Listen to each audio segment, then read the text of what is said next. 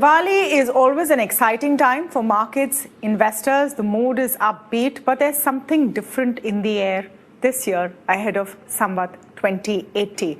I'm talking about the general mood in the stock markets, the idea and the belief that India is on the cusp of something very, very big, and the fact that we continue to remain the shining star among emerging markets and in a global gloomy space. We're talking to two very special guests today. I'm Tamanna Inamdar. With me is my colleague Niraj. Niraj, this is beyond the usual happy Diwali kind of feeling, isn't it? Yeah, it does feel like it. For us, even more so, a television station launch in the offing. So lots happening at our end too. But yeah, you're right. I mean, just so much happening around, and not just the domestic investors, which is the SIP flows, but large global heavyweights acknowledging the fact. We recently saw JP Morgan and others putting India in overweight position as well, despite the valuations. And hence, Tamanna, I think that this show, with two people who are astute investors, years of investing experience with them, and both of them have been for the last 12 to 18 months saying that there is something special about what happens in this decade in India, and which is why absolute pleasure to have in Hiren Ved and Sunil Singhania on the show today. Gentlemen, thank you so much for taking the time out, both of you. And at the onset, to you and your teams and families, a very happy Diwali and a great festive season. Happy Diwali to you both and all your viewers. Thank you so much. Thanks, Niraj. Happy Diwali to both of you and to all the viewers. Happy to be here. Thank you. Thank you so much. Lovely to have both of you. I'll go in the alphabetical order. Hiren, I'll start with you. What's your sense? Does it seem that while the signposts are talking of a lot of caution factors on the global front, could India do something special in this Samvat as well? Upcoming Samvat, I mean. Yeah, I mean, I think the domestic economy in relative terms seems to be doing very, very well. We obviously have to be cautious about geopolitical challenges, energy prices, and so on and so forth. But I think the Indian economy today, from a macro perspective, is far more resilient than it was in previous cycles. So it's not as if that we've not faced some of these uncertainties before. It's just that today we are far better equipped to manage some of the shocks. And that's what is being reflected in the resilience of the market, in the resilience of the corporate sector. And I don't see that unless there is something which is really out of the ordinary. I think this strong footing into the next Samvat year should definitely continue. The question really is, and I'll come to Mr. Singhania with this, are the numbers holding up the sentiment? The sentiment is positive. India trades at a premium. Valuations are being talked about a lot. From what you've seen in corporate earnings, Q2, etc., do you think that the facts hold up? Are those performances holding up in your view? I think totally. So if you look at the June quarter numbers, I think after 6-7 quarters, we had earnings which came in better than analysts expected. We had an upgrade of Nifty earnings to almost 1100 to 1125 on an FY25 basis. The September earnings are almost getting done. The sum total of earnings so far has been a slower sales growth, maybe mid-single digit, but on the operating profit and the PAT side, profit growth have been like 20 to 30%.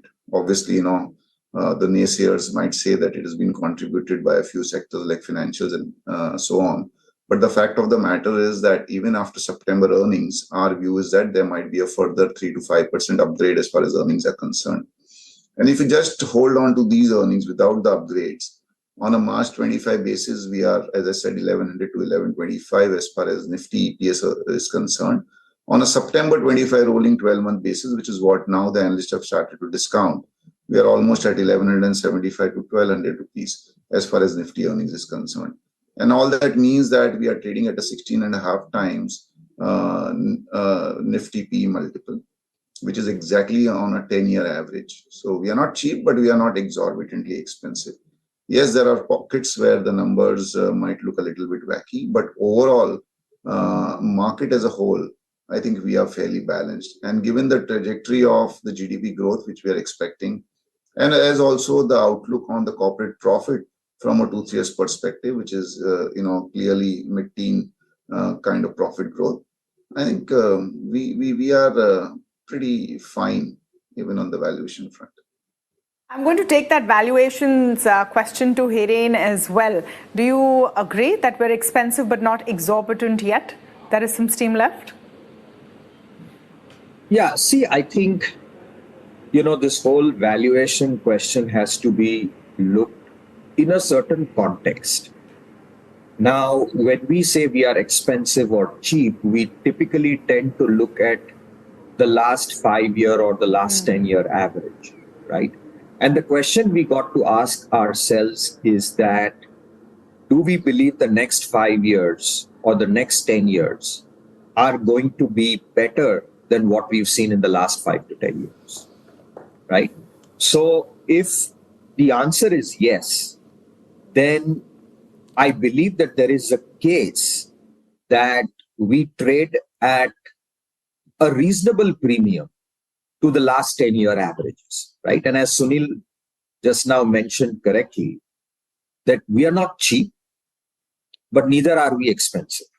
And if you go back in history, India has been very cheap whenever there has been a very large crisis, right? So in 2008, when the market crashed, we typically tend to bottom out at 10 to 12 times earnings. Now, can we foresee that something like this can happen? Nobody knows.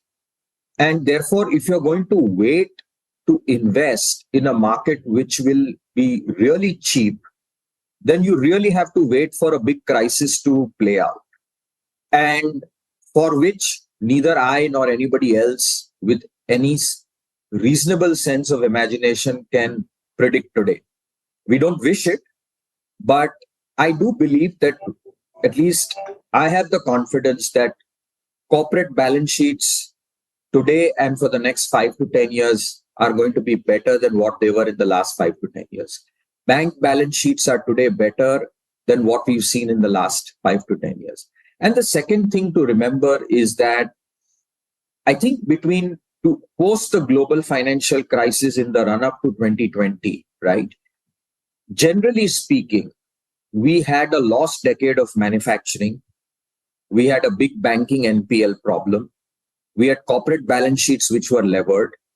And we really didn't have an investment cycle that was kicking in. I think all of that has reversed, right?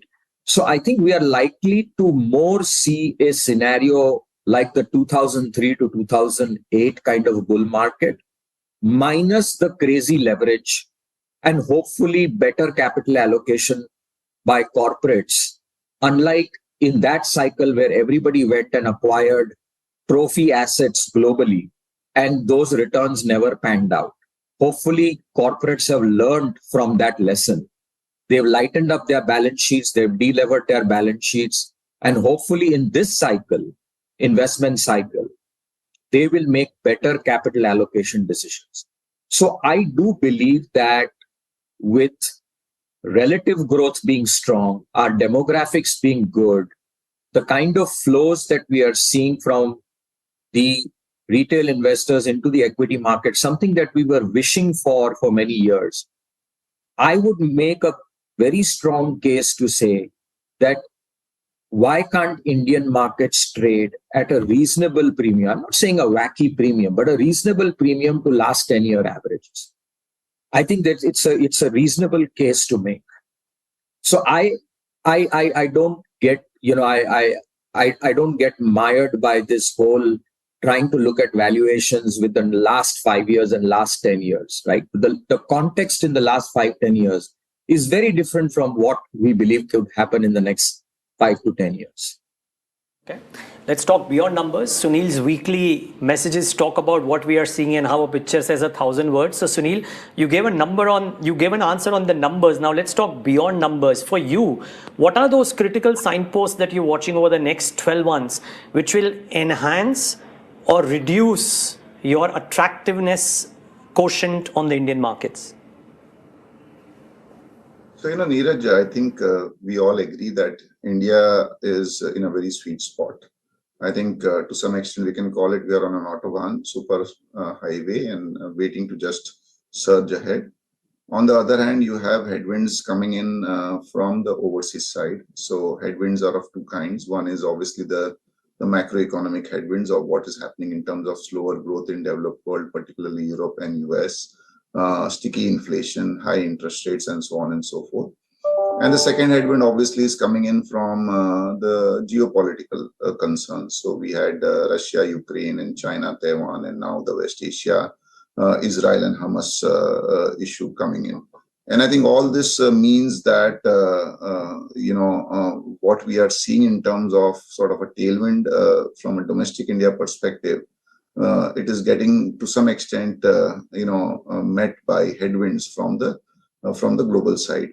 From an India perspective, obviously, elections is going to be a major thing to watch out for, and it seems to be less of a worry, more likely a scenario where you have a continuity as far as the government is concerned. And I think this third term can be very different in terms of the focus on development and growth is concerned. We saw the first term going into cleaning the system, NPAs and GST and DeMon. Second term half went into COVID. It's only in the last 2 years we have seen the fruits of the push towards Make in India, PLI, defense, and all those coming up. Our view is that the third term will take this growth and the push towards real manufacturing and infra growth forward, and that can be really revolutionary. On the other hand, on the global macroeconomic front, things are easing out. Our internal view is that given that commodities, whether it's agri, metal, and even oil, having corrected, base effect, which is now going to work in favor, and also now for a change, real estate prices in the US coming down. And real estate prices are a key component of inflation index in the US. I think we'll start to see surprises on the inflation numbers as far as US is concerned. And maybe in the near term, we have peaked out as far as interest rates in the US is concerned. So I think if you have a little bit of, the headwinds going away and sort of converting into tailwinds on the macroeconomic factor, then the only thing to worry about would be elections domestically and the geopolitical issues globally. And given the fact that India stands out in terms of one of the very, very few large economies in the world, which have done very well even in the challenging times of 21, 22, and 23, and looks to be the fastest growing economy for at least the next few years, I think the stars are aligned. So we just have to be positive and ensure that we don't mess up.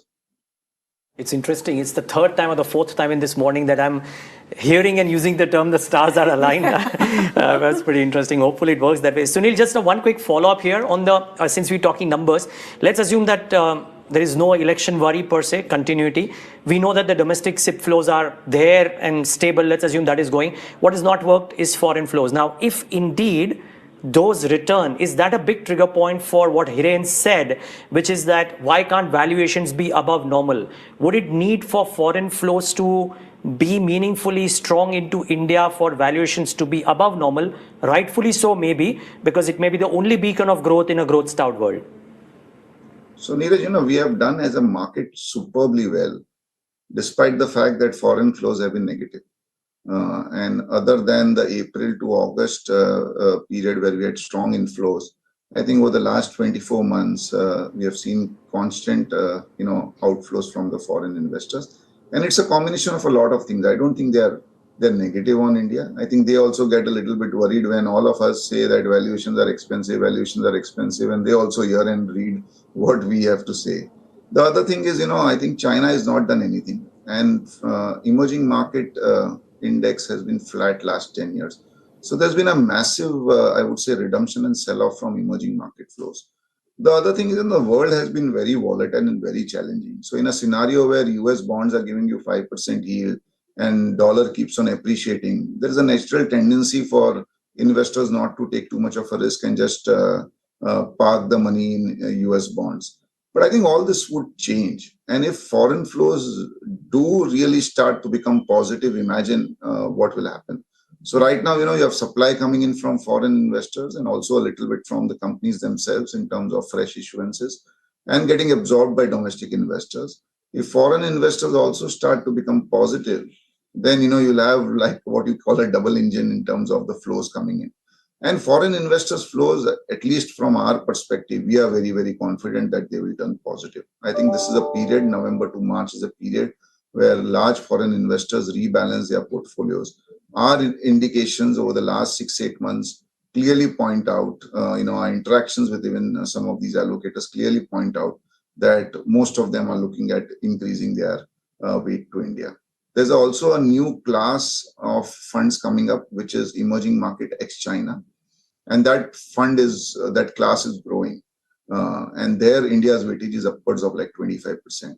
I think as that class becomes popular, because, global investors want to get away from China for a couple of reasons. One, they are not confident on a geopolitical front. Second, the returns have been like dismal, 1 year, 2 year, 5 year, 10 year in China. I think India will start to get a fair, amount of inflows, and that should be maybe an added trigger for the GDP to maybe inch up beyond 6.5-7% to maybe 7.5-8%, and market also to respond slightly better. See, markets are never fairly valued. Markets will either be undervalued or overvalued. Right now, we are fairly valued. It is always possible that we get into an overvalued zone, and we can see that happen maybe over the next 2-3 years, and that should be pretty, I would say, welcome from all investors' perspective. So, Tamanna, it's interesting that India deserves to maybe trade at a higher valuation premium, and on this show, at least, we are saying India is not expensive. Let's not repeat that so that people hear that India is expensive, maybe on a relative basis. Over the next 5 years, it's not exorbitant. I like that term which Sunil used because there's a bit of nuance between exorbitant and expensive. Yeah. Expensive can be something that's worth it. Exorbitant means you're not sure whether it's worth it. But, Sunil talked about double engine in the context of FIIs coming in. It's the season for that term, though in a very different context. I'm going to come to Hiren, as we'll hear double engine Sarkar perhaps in a lot of rallies. I want you to clear up for me one ongoing debate. Do the December 5-state poll results matter or not in the long term? Is it going to be, if the results are not as per the market expectation, an opportunity to buy going into next May? Or is this, in the larger picture, not such a big event? Look, I think we all know that, the kind and the quality of work that this government has done, right? Now, if you really ask me about the big picture over the last 10, 20 years, we've seen several governments. We've seen coalition governments, we've seen UPA, we've seen NDA, and I'm not getting into the politics of it. But I think that on one hand, we can't say that there are structural factors driving growth in India. Yes, there can always be policy impulses that can accelerate the benefit of the structural factors, right? So in the long run, it's not going to matter. But would it be fair to say that people will be looking at the elections in the 5 states keenly? The answer is yes. Everybody wants to be convinced that the continuity that we all want in going into 2024, we do get a clue. However, we need to be careful about the fact that even if there are reverses in the 5-state elections, right, we must understand from the trends in the last few elections is that the Indian electorate differentiates between central elections and state elections. A lot of local factors play a role in state elections. There are other factors that play a role. But to me, it looks like that at the center, there is a very, very high probability that we would see a continuity. But yeah, I mean, those few months or weeks when results are out, people will look at what is happening. But a lot of these things get discounted very fast, and they really don't play a role in the long run, because in the long run, what matters is growth, cash flows, profitability. And if that happens, then whether it is A or B or C, eventually that gets reflected in the valuations. But yes, temporarily there can always be volatility.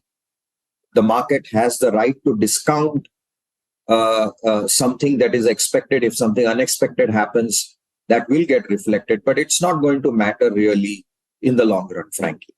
We've spoken a lot about the big picture, the big events looking forward. Let's get a little more specific, because viewers want to know that, especially from our panel today. And Hiren, I'll come to you on this. What are the themes that you think will carry forward into the next 12 months and which will be discarded? I'll just talk about two. The excitement in mid-caps, do you think that goes forward? Realty, for example, do you think that carries forward? So again, right, I mean, when you talk about mid-caps, right, I think if you generally look at it over a fairly long period of time, small and mid-caps have compounded at a better rate than the large caps, because they are like an operating leverage on growth, right? So if we are confident that the breadth of the economy will grow and manufacturing will do well, right, then I think mid-caps will continue to do well. Yes, there may be some pockets of overvaluation. That always happens. When a certain segment of the market does well, there is always some element, small areas of froth that might come through. But there are 2-3 reasons why mid and small caps are doing well. One, I think that the breadth of growth in the economy is much more wider.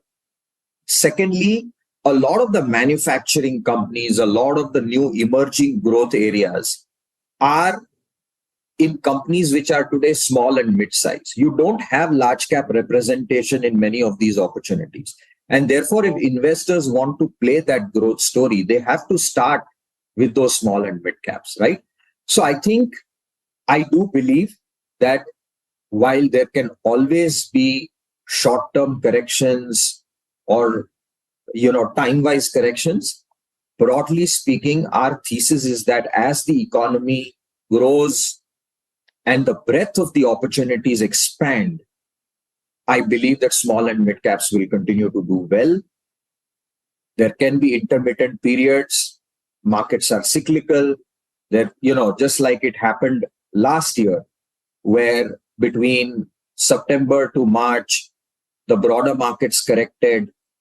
And then from April, May onwards, we've seen a big rebound in the broader markets, right? So those small cyclical moves can always happen. But structurally, I believe that as the breadth of the growth improves, small and mid caps will do well and will continue to do well.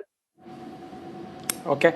Now, just before I come to Sunil, and then we'll wrap up the show with Sunil's thoughts, but Hiren, just a quick word. So that's the broad view on, let's say, mid-caps, but within themes, you were amongst the earlier ones to identify you talking about the manufacturing renaissance.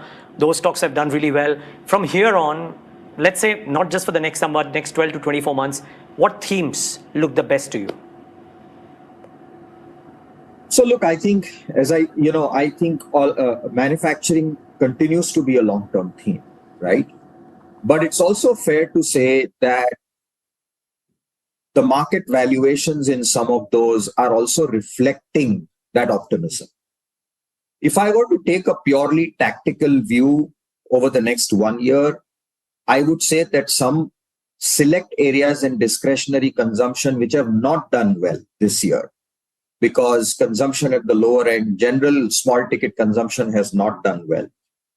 I think it is fair to say that in India, you can't rein in the consumer if we believe that there will be a trickle down with all the improvement in manufacturing and infrastructure spending.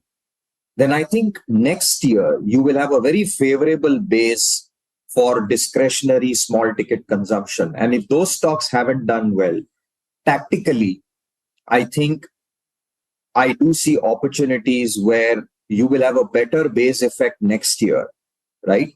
So while structurally I continue to be positive on manufacturing, defense, electronic manufacturing, all the themes that we've talked about in the past, there are always nuances, right? For example, specialty chemicals hasn't done well over the last 12 months. At some point in time, that will base out.